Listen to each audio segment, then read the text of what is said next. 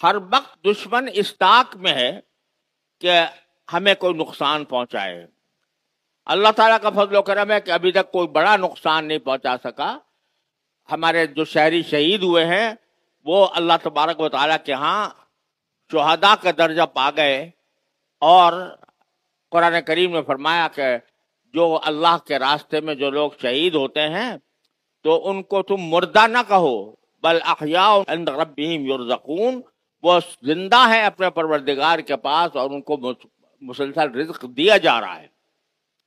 لہذا ہم وہ قوم ہیں کہ جنہیں موت کا کوئی خوف نہیں ہونا چاہیے، اس لیے کہ اگر مومن کو جہاد کے دوران، لڑائی کے دوران مسلمان کو اگر موت آ جاتی ہے تو اللہ تبارک و تعالیٰ اس کو شہادت کا رتبہ عطا فرماتے ہیں، جو نبیین اور صدیقین کے بعد سب سے بڑا درجہ ہے جو اللہ تبارک و تعالیٰ نے کسی مومن کو عطا فرمایا.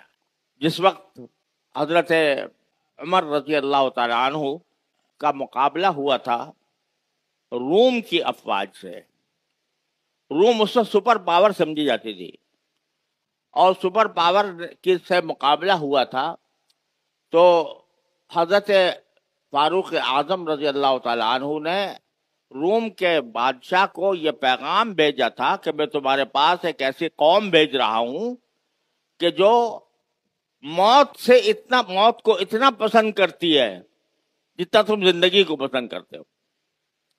تم تو زندگی کو پسند کرتے ہو اور زندگی کی لذتیں اٹھانا چاہتے ہو، اور ہماری قوم وہ ہے صحابہ کرام رضی اللہ تعالیٰ عنہم کی کہ جس کو شہادت کا درجہ حاصل کرنے کے لیے موت اس کو بہت زیادہ پسند ہے. یہ وہ صحابہ ہیں کہ جن میں سے کسی صحابی کے سینے کے اوپر آ کر تیر لگتا ہے، خون کا فوارہ ابلتا ہے، تو بے ساختہ زبان پر جو کلمہ آتا ہے وہ یہ فزت ورب الکعبہ، کہ رب کعبہ کی قسم میں کامیاب ہو گیا. مجھے آ کر تیر لگا، میرے جسم سے خون بہا، اور وہ خون بہ کر میں اب شہادت کے رتبے پر جانے والا ہوں، تو میں کامیاب ہو گیا. رب کعبہ کی قسم، میرے آدمی کے جسم کے اوپر آ کر تیر لگے، خون کا فوارہ ابلے تو وہ ہائے ہو کرے، کوئی چیخ پکار کرے، لیکن وہ یہ کہہ رہے ہیں کہ میرے رب کعبہ کی قسم میں کامیاب ہو گیا. لہذا شہادت تو اللہ تبارک و تعالیٰ کے فضل و کرم سے مومن کے لیے ایک ایسی نعمت ہے کہ اس نعمت کی ہر ایک انسان تمنا کرتا ہے. لیکن اس وجہ سے جو مسلمان ہے وہ کبھی پیٹھ پھیر کر نہیں بھاگتا، وہ سب ثابت قدمی کا مظاہرہ کرتا ہے کہ ثابت قدم رہو.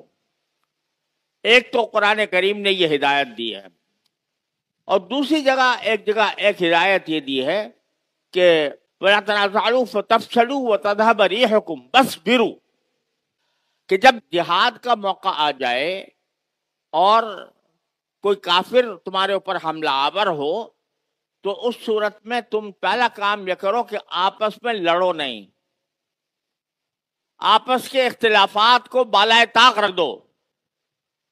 یہ جو مسلمانوں کے اندر جو سب سے بڑا مرض پیدا ہوتا ہے وہ فرقہ بندی کا ہوتا ہے، وہ سیاسی اختلافات ہوتے ہیں، وہ مسلکی اختلافات ہوتے ہیں. اس کی وجہ سے مسلمانوں میں تفریق ہو جاتی ہے کہ یہ فلاں فرقے کا ہے، یہ فلاں فرقے کا ہے، یہ فلاں سیاسی جماعت کا ہے، یہ فلاں سیاسی جماعت کا ہے. ان کے درمیان تفریق پیدا ہو جاتی ہے.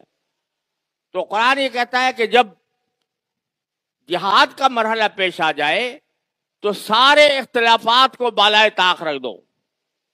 ساری قوم، پوری امت ایک جسد واحد کی طرح کھڑے ہو کر دشمن کا مقابلہ کرے.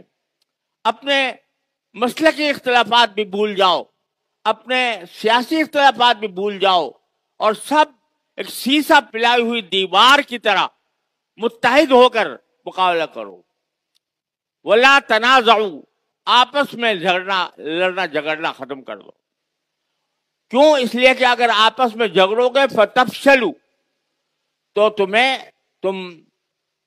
تمہیں नाकामी का सामना करना पड़ेगा। फ़तफ़शलू वतज़हब रिहुकुम, और तुम्हारी हवा उखड़ जाएगी। लिहाजा जिहाद के मौके पर सब एक जिस्म की तरह मुत्तहिद होकर एक ही मकसद को सामने रखें, और वो ये कि अपने अपने दीन की, अपने मुल्क की, अपनी कौम की हिफाजत करनी है। उसके लिए सारे मुसलमानों को मुत्तहिद होना चाहिए। और मुत्तहिद होने का, इस वक्त मुत्तहिद होने का रास्ता यह है कि सारी कौम अपनी पाकिस्तानी अफवाज के पुष्ट पर खड़ी हो। कोई फौज उस वक्त तक कामयाब नहीं हो सकती जब तक कि अवाम की पुष्ट पर ही उसको हासिल ना हो। तो इस वक्त का तकाजा है कि अफवाज पाकिस्तान के पीछे सारी कौम मुत्तहिद होकर उनकी ताईद और हिमायत करे और उनके साथ खड़ी हो। ठीक है, हमारे अफवाज पाकिस्तान से भी बाज़ मामलात में इख्तिलाफात हैं, लेकिन उन इख्तिलाफात का ये मौका नहीं है, उन इख्तिलाफात के इजहार का ये मौका नहीं है। ये इस बात का मौका है कि सारी कौम मुत्तहिद होकर अपनी अफवाज के पुष्ट पर खड़ी हो। अल्हम्दुलिल्लाह हमारी अफवाज अपनी पेशेवराना सलाहियतों से माला माल हैं, और उसका नतीजा आपने देखा कि पहले ही हमले में पाकिस्तानी अफवाज ने अभी तक सरहद पार नहीं की।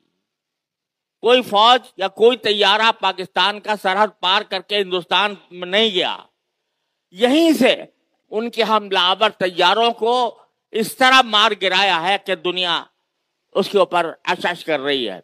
अल्लाह ताला के फजल करम से हमारी बहादुर अफवाज का ये तुर्रा इम्तियाज है कि जब ऐसा मौका आता है तो वो दुश्मन का मुकाबला पूरी तनदेही के साथ करते हैं, पेशेवराना महारत के साथ करते हैं। और हमने तो पहले जब उन्होंने एबटाबाद के ऊपर हमला किया था तो उनका न सिर्फ तैयारा गिराया था बल्कि उसके पायलट को भी पकड़ लिया था और उसको चाय पिलाकर रुखसत किया था। ये अखलाक का मुजाहरा किया था कि उसको चाय पिलाकर रुखसत किया। अब हमारे अफवाज ये कहते हैं कि हम चाय तुम्हें वहीं जाकर पिलाएंगे, यहाँ नहीं।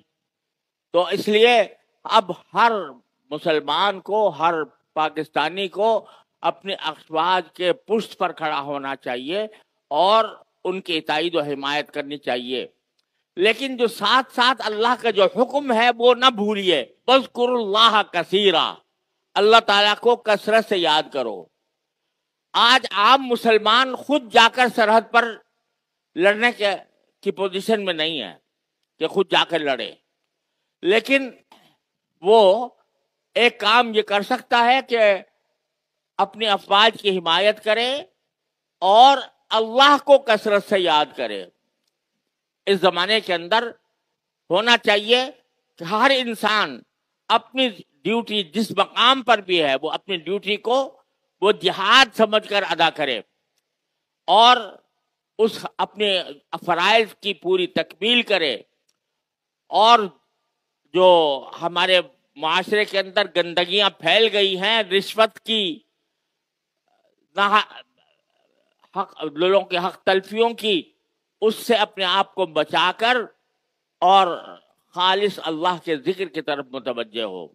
हर मुसलमान हर नमाज के अंदर दुआ करे, अपने पाकिस्तान की हिफाजत की दुआ करे, दुश्मन की हलाकत की दुआ करे। ये आज हम सबका फरीज़ा है, वज़्कुरुल्लाह कसीरन, कसरत के साथ अल्लाह का जिक्र करो। हो सके तो आयत करीमा हर वक्त ज़बान पर रहे, ला इलाहा इल्ला अंत सुब्हानका इन्नी कुन्तु मिनज़ ज़ालिमीन, ये रहे।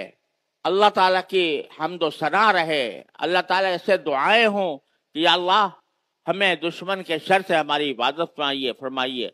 और एक जुमला ख़ास तौर पर जो हदीस में जो सिखाया गया वो यह है कि अल्लाहुम्मा इन्ना नजअलुका फी नुहूरिहिम व नऊज़ु बिका मिन शुरूरिहिम।